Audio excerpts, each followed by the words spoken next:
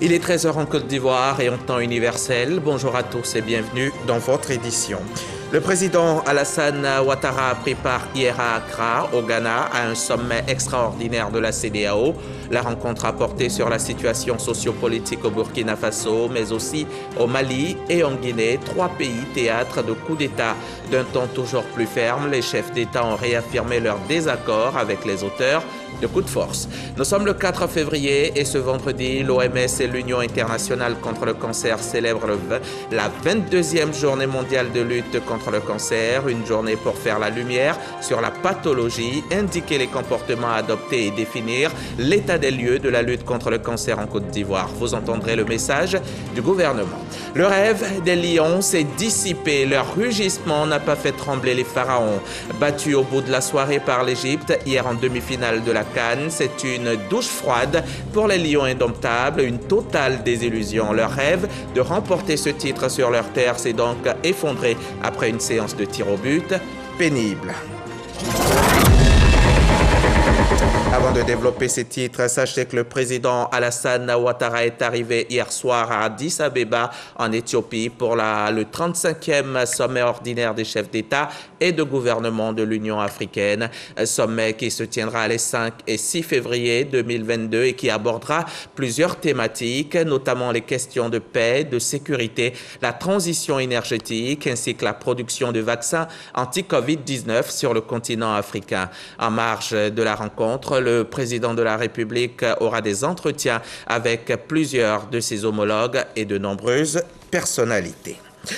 C'est du Ghana que le président Alassane Ouattara a pris le vol pour l'Éthiopie, le Ghana où il a pris part hier à un sommet extraordinaire de la CEDEAO. La rencontre a porté sur la situation socio-politique au Burkina Faso, mais aussi au Mali et en Guinée. Les chefs d'État de l'instance sous-régionale réaffirment leur volonté d'en finir avec les accessions au pouvoir par les armes au sein de l'espace CEDEAO. Jérôme Kofi Abolin. Un autre sommet de la CEDEAO sur la situation au Mali, en Guinée et au Burkina Faso. Rencontre tenue ce jeudi 3 février 2022 dans la capitale ghanéenne sous la direction du président du Ghana, Nana Akufo-Addo, par ailleurs président en exercice de la conférence des chefs d'État et de gouvernement de la communauté économique des États de l'Afrique de l'Ouest. Sommet consacré en priorité au dossier du Burkina, dernier pays de la sous-région à être sous le coup d'un putsch militaire. Devant ses pairs présents à Accra, Nana Akufo-Addo indique que la situation du Burkina Faso, aussi préoccupante que celle de la Guinée et du Mali, impose à la communauté d'appliquer la tolérance zéro pour toute accession au pouvoir par les armes. D'où la nécessité pour la CEDEAO de faire en sorte que l'ordre constitutionnel reviennent rapidement à Ouagadougou, Conakry et Bamako.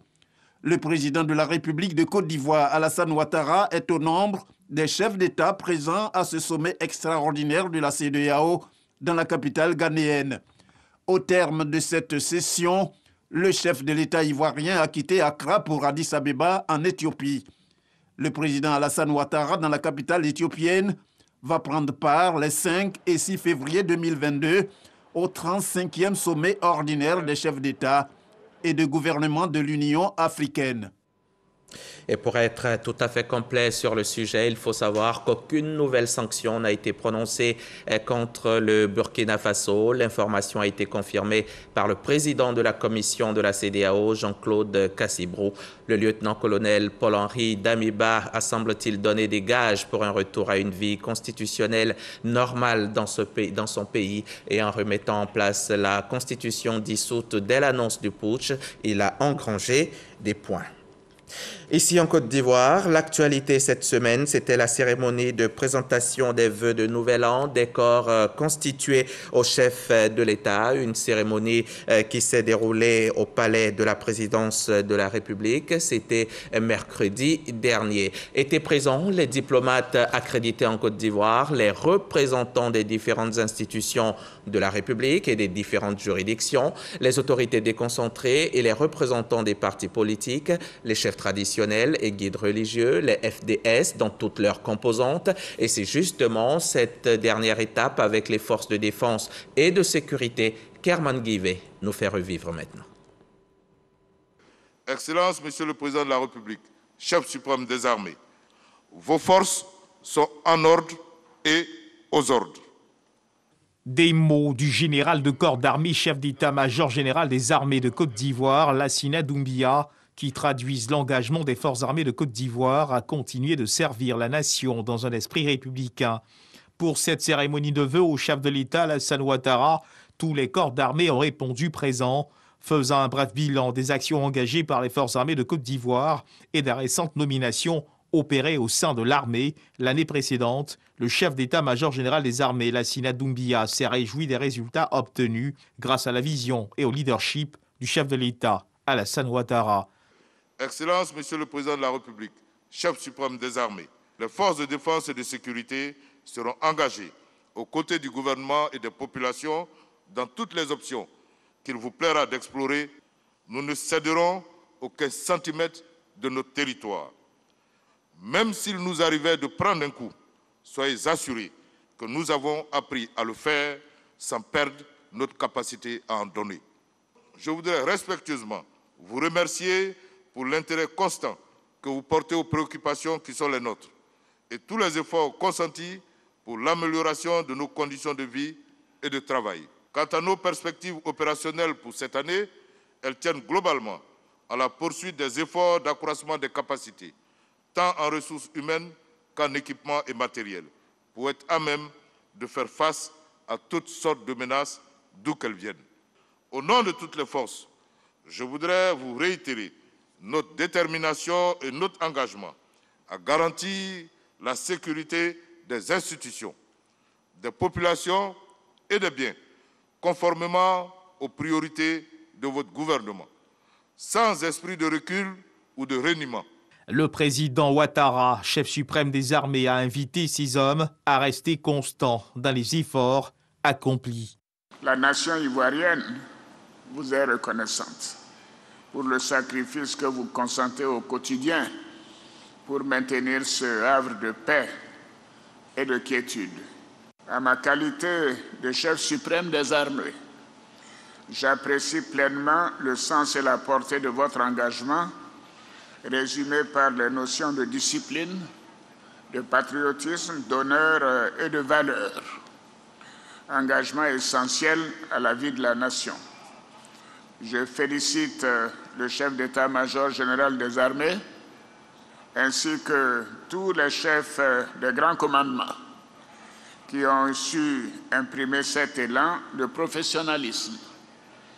Je voudrais, par la même occasion, adresser mes vives félicitations à Monsieur le ministre d'État, ministre de la Défense, ainsi qu'à ses collègues de la Sécurité et des Eaux et Forêts, pour leur détermination et leur efficacité à la tête des forces de défense et de sécurité.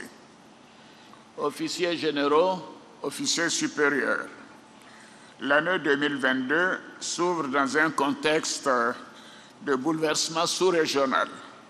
Sur ce point, je salue votre esprit d'anticipation, ainsi que les réponses graduées et adaptées que vous avez su apporter.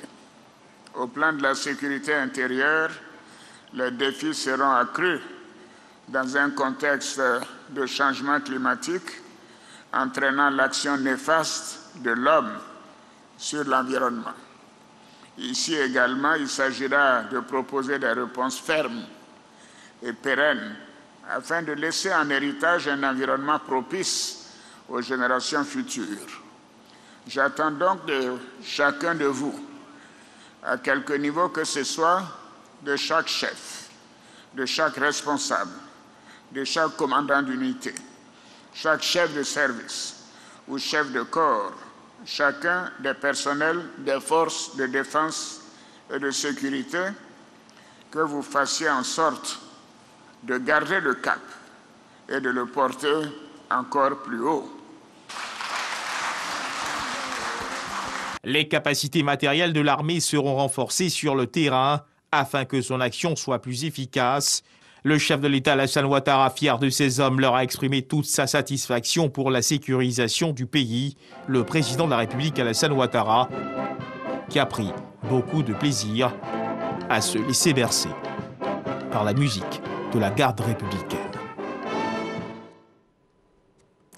On va à présent écouter quelques réactions de participants à cette rencontre d'échange de vœux entre le chef de l'État et les forces de défense et sécurité.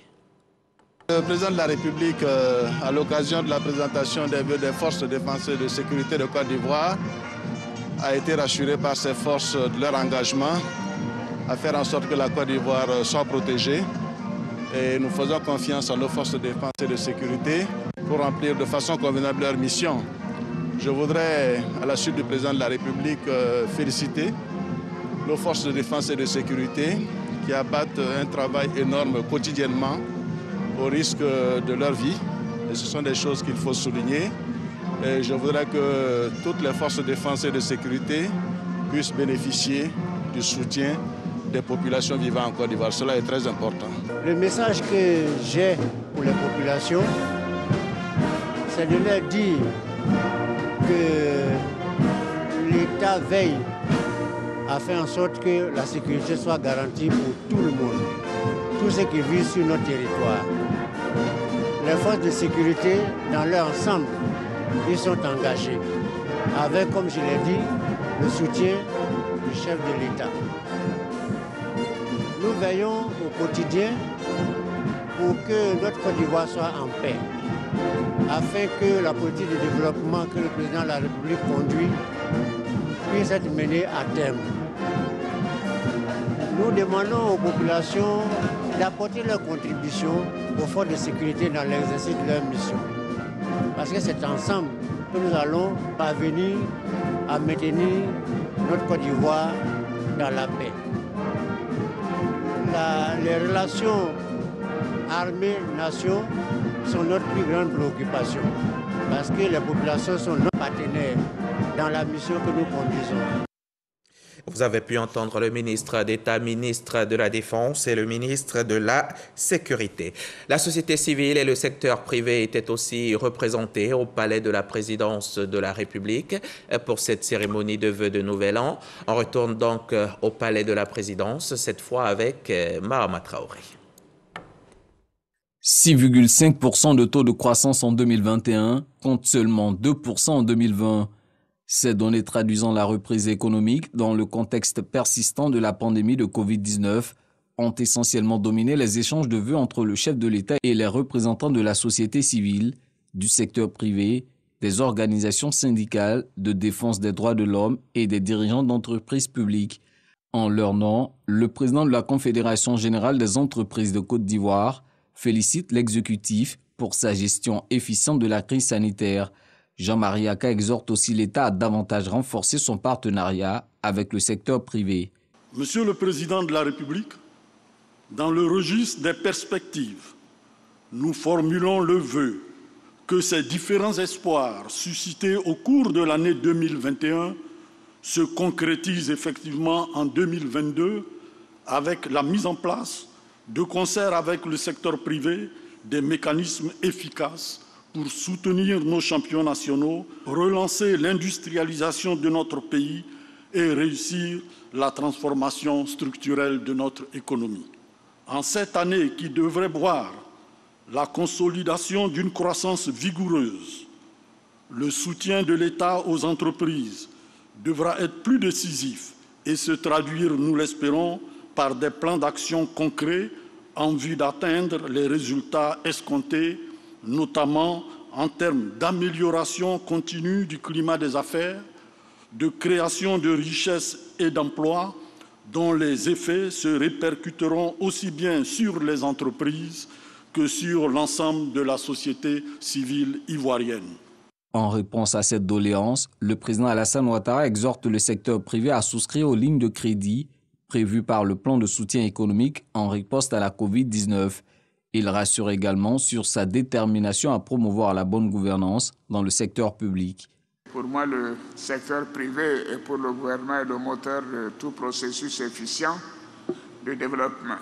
La raison pour laquelle la problématique du développement du secteur privé est en permanence au cœur de nos stratégies de développement, notamment de notre vision d'une Côte d'Ivoire solidaire et notre vision de Côte d'Ivoire 2030. et de notre plan de développement 2021-2025. Nous avons ainsi tout au long de l'année écoulée poursuivi nos réformes en vue de créer un environnement favorable à l'éclosion du secteur privé et surtout, comme vous l'avez souligné, notre volonté d'avoir des champions nationaux. Mais cela dépend surtout de vous, car le gouvernement a prévu tous les mécanismes et les financements nécessaires pour soutenir cette volonté.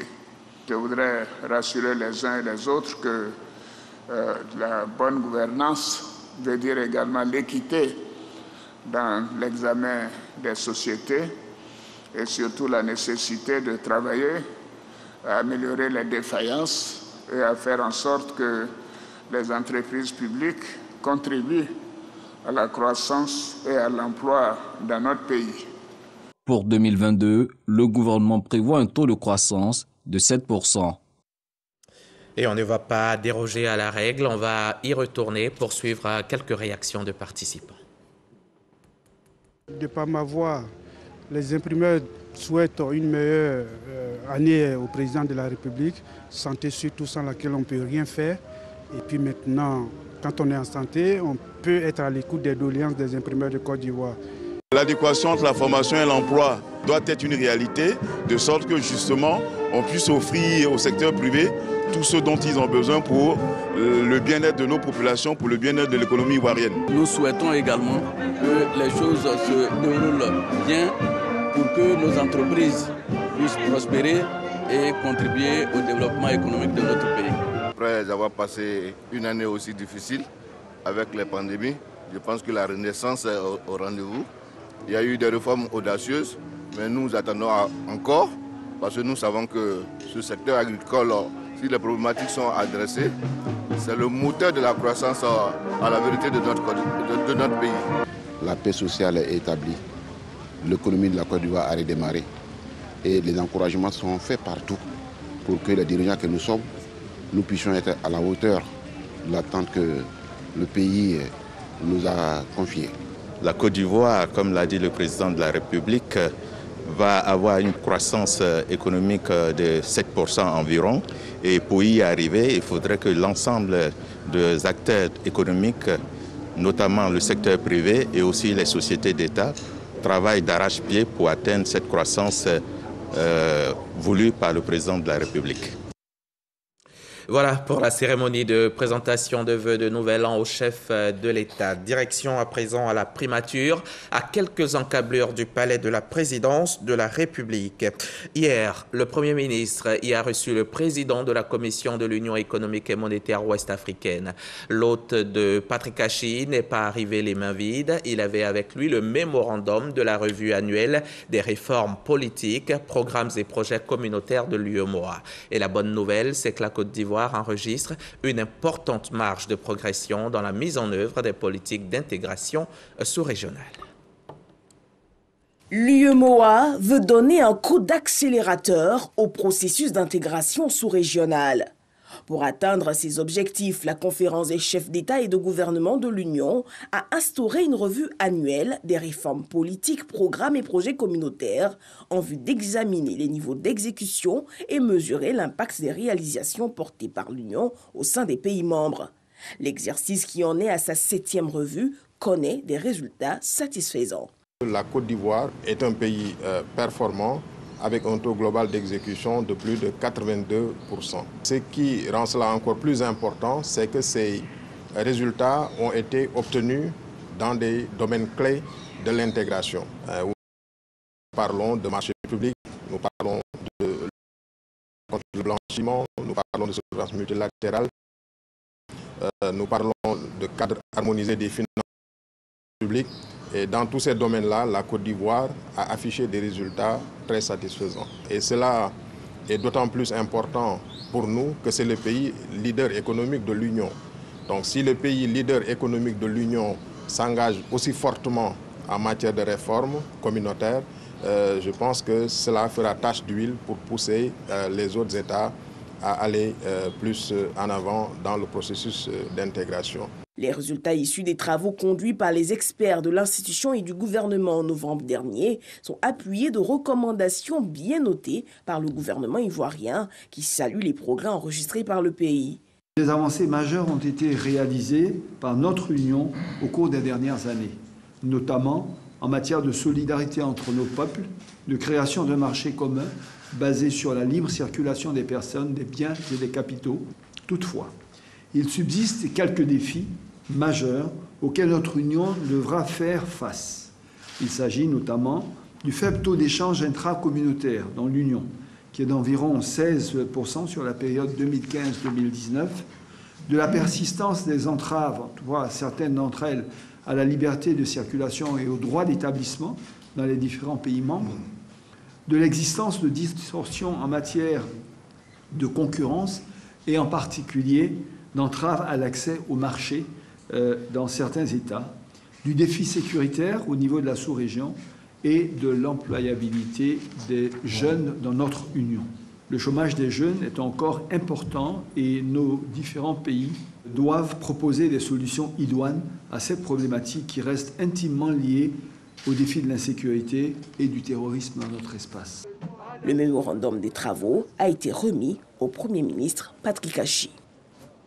Reportage signé Alexis Ouedraogo. Les décisions prises par la CEDEAO font souvent l'objet de polémiques. On reproche à l'instance sous-régionale de faire du un poids, deux mesures et les critiques fusent tous azimuts. Le Burkina Faso, par exemple, on vient de l'évoquer, échappe à des sanctions, tandis que le Mali n'a pas cette chance. Le pays bénéficie d'un tout autre traitement. Le service politique s'est penché sur la question. Le sujet est signé Éric Gorebi.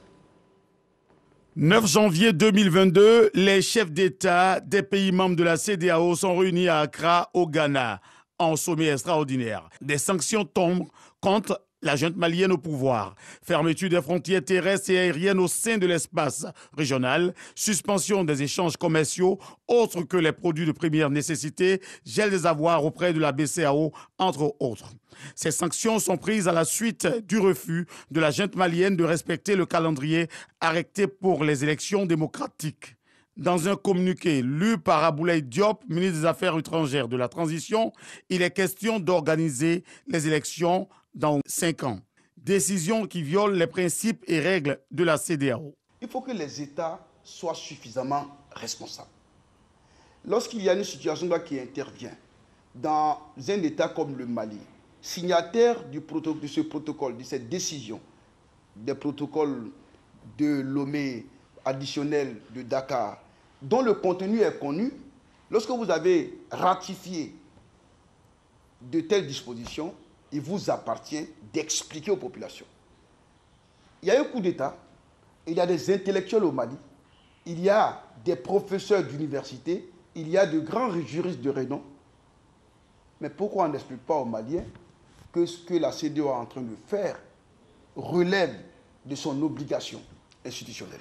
Pourquoi on ne l'explique pas? Ces sanctions de la CEDEAO contre la junte militaire au pouvoir soulèvent beaucoup de controverses et de passions. La CEDEAO vient d'infliger des sanctions lourdes, fortes au peuple malien. Nous nous sommes inquiétés.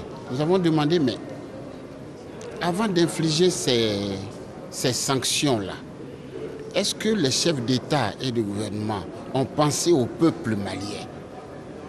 Est-ce qu'ils ont pensé aux effets collatéraux? Et pourtant, cette posture de la CEDEAO a pour objectif d'envoyer un signal fort, selon Maître Aboulaye Meïté, avocat à la Cour. Quand il y a ratification de traités, justement, l'État est en train de dire que les décisions qui sont prises dans le cadre du fonctionnement de ces organisations intègrent son champ légal. C'est le Mali qui a décidé que si d'aventure le pays, le Mali lui-même, avait des attitudes nature effectivement à rompre et à contrevenir aux principes démocratiques, le Mali a autorisé la CEDEAO à prendre en son encontre de telles sanctions. Réunis au sein de l'hémicycle pour les travaux en commission, des députés ivoiriens recevant le ministre délégué chargé de l'intégration africaine ont abordé le sujet. Ce que nous craignons, c'est que ces sanctions-là ne tombent pas sur la population malienne. La population malienne, il y a même une ONG norvégienne qui disait que déjà, il y a des problèmes. Cette ONG norvégienne disait qu'il y a des problèmes au niveau des populations locales parce que cette ONG n'arrive plus à avoir les produits de première nécessité. Les produits de première nécessité ne font pas partie des différents embargos. Un homme averti, le diplomate s'est expliqué en s'appuyant sur ce que disent les tests. On sait très bien qu'il y avait des négociations qui étaient engagées. La même junte s'est engagée pour 18 mois et revient sur ces 18 mois d'abord un autre coup d'État dans le coup d'État et ensuite, à l'issue des 18 mois, veut prolonger la transition jusqu'à quasiment 2026, c'est-à-dire veut un mandat illégal qui est contre tous les tests internationaux. Dans ces cas-là, il y a automatiquement des sanctions qui sont prévues et ces sanctions ont été appliquées. On ne peut pas reprocher à la CEDEAO d'appliquer ses propres tests.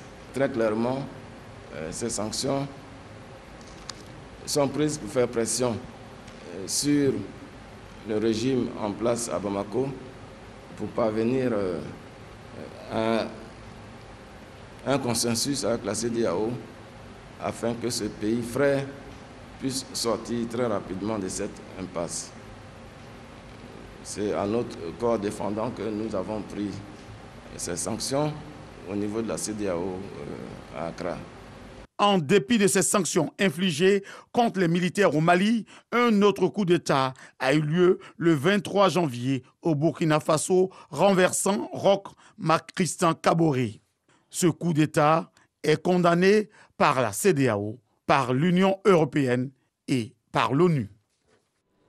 CEDEAO, Communauté économique des États de l'Afrique de l'Ouest, les décisions de l'instance à l'encontre du Mali vues à la loupe, un document signé Eric Gorebi Ngata Kwame. La lutte contre le coronavirus se poursuit.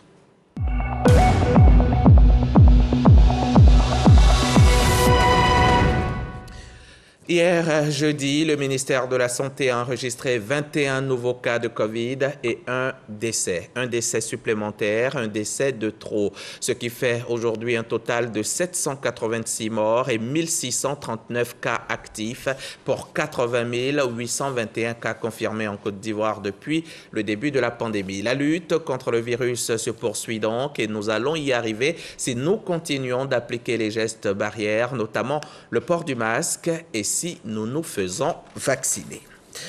En 2 ans, le coronavirus a tué 5,7 millions de personnes à travers la planète. Mais chaque année, le cancer en tue environ 10 millions. Le cancer qui est la 2e cause de mortalité dans le monde après les maladies cardiovasculaires. Ce vendredi, l'on célèbre la Journée mondiale de lutte contre le cancer, une journée consacrée à la prévention, la détection, la lutte contre la stigmatisation et le traitement du cancer. On écoute le message du gouvernement. Pour des soins plus justes, c'est le thème de la Journée mondiale de lutte contre le cancer de cette année 2022. Il relève les inégalités dans les soins contre la maladie cancéreuse et appelle les pouvoirs publics à s'engager pour une véritable égalité des soins. Pour ce qui concerne la Côte d'Ivoire, le cancer demeure une source d'inquiétude avec 17 300 nouveaux cas et 11 760 décès enregistrés au cours de l'année 2020. Le cancer du sein se place au premier rang avec 3 306 nouveaux cas, suivi des cancers de la prostate avec 757 cas, du col de l'utérus avec 2067 cas, du foie avec 1136 cas et du côlon du rectum avec 951 nouveaux cas enregistrés. Le cancer, objet d'attention et d'engagement à la fois individuel et collectif. Plus d'un tiers de cette pathologie peuvent être évités grâce à une hygiène de vie. Le cancer du foie et celui du col de l'utérus notamment peuvent être prévenus grâce à la vaccination respectivement l'hépatite B et le papillome humain. D'autres types de cancers identifiés précocement peuvent être traités avec réussite et à coût réduit. Et dans le cadre de la lutte, plus de 160 sites de dépistage du cancer du col de l'utérus ont été installés, tout comme le Centre national d'oncologie médicale et de radiothérapie Alassane Ouattara, CNRAO, fonctionnel depuis 2018. La mise en place de 2 unités de prise en charge du cancer de l'enfant et la construction prochaine d'un centre régional de traitement du cancer à Bassam. Le cancer est un enjeu majeur de santé publique. Il nous reste encore des efforts à faire au vu des objectifs définis par l'Organisation mondiale de la santé. À travers l'engagement personnel et collectif, associé aux efforts de l'État et des partenaires nationaux et internationaux, nous restons confiants sur le fait que nous pouvons ensemble réussir la lutte contre le cancer. À la population jeune non plus exposée au cancer, le ministre de la Santé demande d'adopter des mesures de prévention et le dépistage précoce afin de réduire l'impact de cette maladie. La Journée mondiale contre le cancer 2022 marque la première année d'une nouvelle campagne de 3 ans centrée sur la question de l'équité et l'égalité. Les propos du ministre de la Santé ont été recueillis par Eugène Atoubé et Zakaria Traoré. La CAN 2021 tire à sa fin. L'affiche de l'ultime match est connue. Dimanche 6 février, ce sont les Pharaons qui défieront le Sénégal en finale.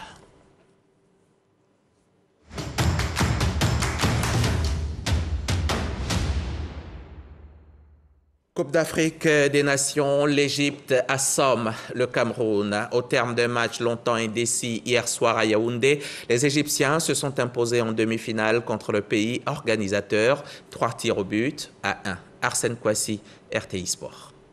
Depuis la tribune officielle, Samuel Eto'o a pu assister à l'élimination de l'équipe du Cameroun. Opposé à l'Égypte pour une place en finale, les Lions indomptables dominent outrageusement la première période sans pour autant se montrer efficaces. Bousculés, les Pharaons tentent d'apporter la riposte en seconde période, mais Mohamed Salah est mis en échec par le gardien camerounais, André Onana. Une alerte que les Camerounais prennent au sérieux, incarnée par la tentative du Lyonnais. Malgré la bonne volonté des joueurs camerounais, le score en reste là, 0-0 à l'issue du temps réglementaire.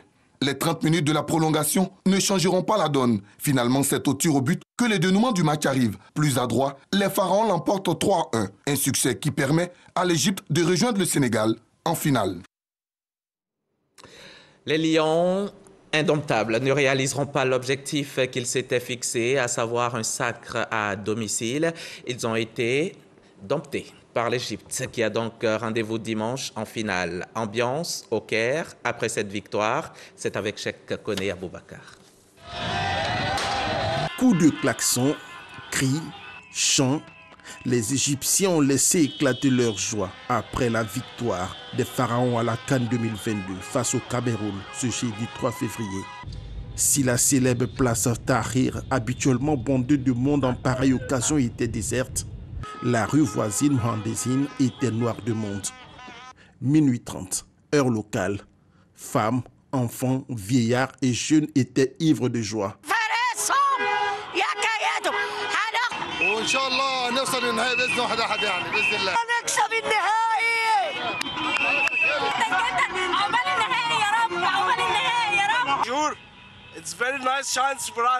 La nuit fut longue pour les Kairois et Kairoises en attendant le sacre de ce dimanche face aux Lions de la Teranga. Dimanche, la grande finale donc, mais avant, le match pour la 3e place se jouera demain samedi. Une chance accordée au Cameroun de laver son nom, de laver son image. Merci de nous avoir suivis et à vendredi prochain.